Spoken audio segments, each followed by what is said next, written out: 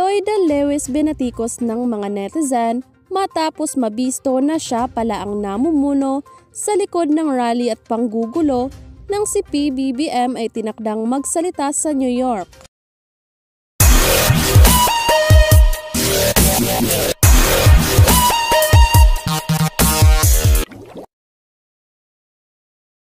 Kung bago ka pa lang dito sa YouTube channel ko, please like the video and subscribe at i-click ang notification bell para mas magiging updated ka sa susunod na mga video.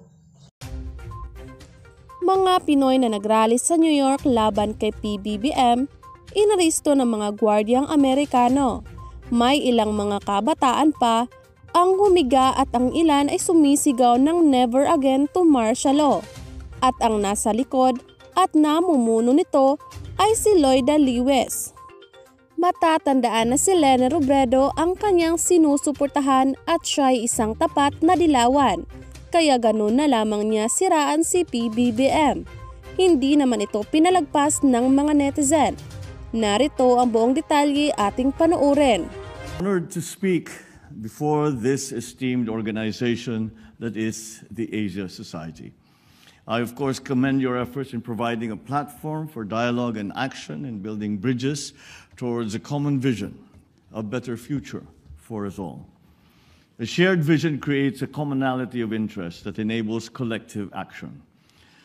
During the Philippine presidential election last May, I was given by our people a majority mandate to lead a country of close to 110 million people. This represents a shared vision of strength through unity. I called for unity throughout that campaign, and I am humbled that my call for unity resonated with my fellow countrymen and echoed their desire for a better future. They rejected the politics of division, as I, during the campaign and up to now, said nothing to offend any of the other candidates. And I bring that message of unity to you today. In our place in the community of nations, I have always said that the Philippines shall continue to be a friend to all, an enemy to none. I will reiterate what I said during the inauguration. We will continue to be a good neighbor, always finding ways to collaborate with the end goal of mutually beneficial outcomes. If we agree, we will cooperate and we will work together. If we differ, we will negotiate until we reach an agreement. At the United Nations General Assembly, I spoke about the importance of dialogue and solidarity in the face of the many challenges and threats that we now have to deal with. This means exerting every possible effort to transcend our differences and commit to end conflict. We are compelled to do this despite the increasing geopolitical tensions and aggressive strategic competition that is transforming the global landscape. The United States certainly plays an important leadership role in fostering an environment of stability and peace, not just globally, but certainly in our region. We appreciate the recognition by the United States of the strategic importance of the Indo-Pacific area and its long-standing alliance with the Philippines in this regard. The special relationship between our two countries is indisputable, founded on a long history of diplomatic relations and historical and cultural linkages that existed before that formal linkage, that formal partnership between the United States and the Philippines. The United States, after all, is our only treaty ally. We believe that our alliance is an important basis for substantial and sustainable Philippine-U.S. cooperation in support of the Philippines' security and socio-economic development agenda.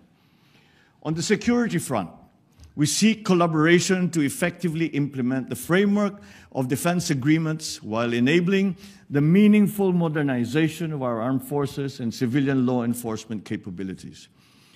As I clearly stated in my State of the Nation address, I will not preside over any process that will abandon even a square inch of territory of the Republic of the Philippines to any foreign power.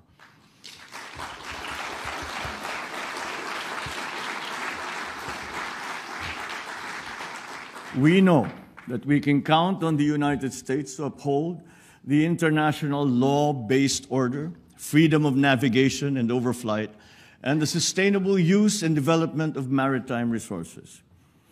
But equally important, we look to the United States to promote peace, security, and prosperity. On our part, we will continue to work with China and other claimant states with the end in view of resolving the issues involving the West Philippine Sea through diplomacy and through dialogue.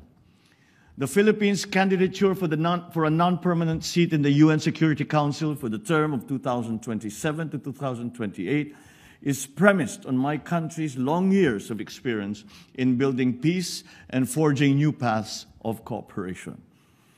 In this context, we are certainly concerned about rising tensions in the Taiwan Strait, just north of the Philippines.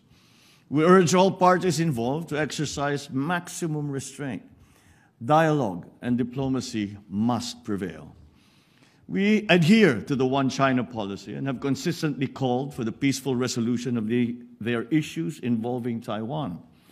We understand that peace and stability in the Asia-Pacific region are also linked to the situation in the Korean Peninsula. And we are ready to play a constructive role in advancing a peaceful and denuclearized Korean Peninsula through confidence-building measures amongst the various stakeholders. On Russia and Ukraine, the Philippines urges all parties to continue adopting a peaceful means to maintain international peace and security. The Philippines has voted in favor of the 3 UN General Assembly resolutions on Ukraine. And at this point, let me discuss the various dialogue mechanisms in the region. We will continue to work towards strengthening ASEAN, particularly its dialogue partnerships with neighbors that uphold regional peace and security. We welcome the renewed engagement of the Quad, along with the recent establishment of the AUKUS.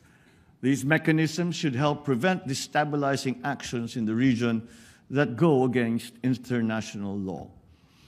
We think that these dialogue mechanisms and security arrangements should complement, not supplant, the ASEAN-centered regional security architecture that has been built over decades by the ASEAN and its member partners, as well as the existing network of bilateral security partnerships in the region. Now let me touch on the economic front. The U.S. remains a strategic trading and investment partner of the Philippines. American businesses, including Fortune 500 companies, have found a home in the Philippines. They recognize the Philippines as our country for its business-friendly policies, a very competent workforce, and a network of economic zones.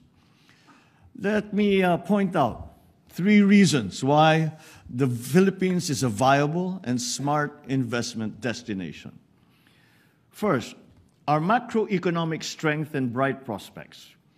The Philippine economy expanded by 5.7% last year and by 7.8% in the first half of this year.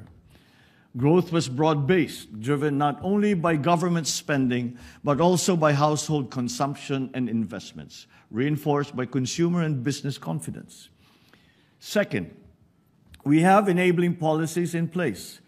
Recently, investor-friendly laws were enacted, and my administration is determined to leverage these changing reforms that will enhance those efforts.